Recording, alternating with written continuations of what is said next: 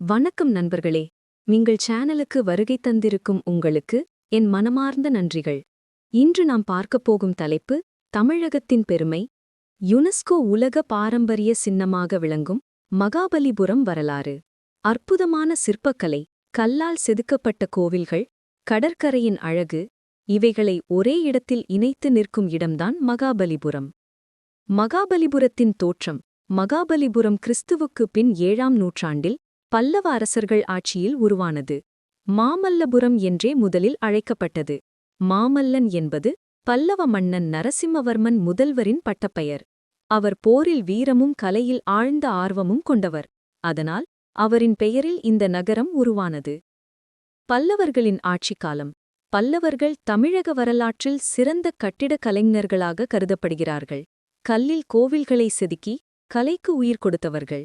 நரசிம்மவர்மன், மகேந்திரவர்மன், ராஜசிம்மன் ஆகியோரின் ஆட்சி காலத்தில் மகாபலிபுரம் உச்சத்தை எட்டியது. கடற்கரை நகரமாக இருந்ததால் வணிகத்திலும் முக்கிய பங்கு வகித்தது.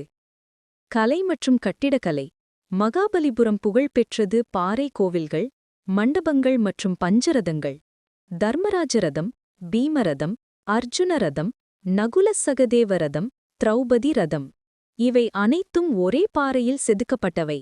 அர்ஜுனன் தவம் என்ற சிற்பக்கலை உலகின் மிகப்பெரிய பாறைச் சிற்பங்களில் ஒன்று. கடற்கரை கோவில் பல்லவர் கலைக்கு அழகான சான்று. புராணங்கள் மற்றும் கதைகள். மகாபலிபுரம் பாண்டவர் கட்டியது என்ற கதைகள் உள்ளன.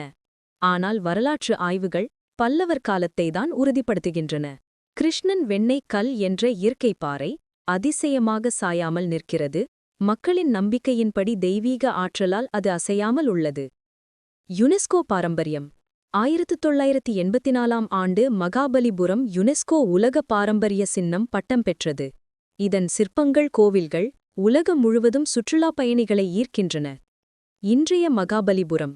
இன்றைக்கு இது ஒரு முக்கியமான சுற்றுலா இடமாக மட்டுமல்லாமல் தமிழகத்தின் கலை கலாச்சாரத்தை உலகிற்கு எடுத்துச் செல்லும் மையமாக உள்ளது.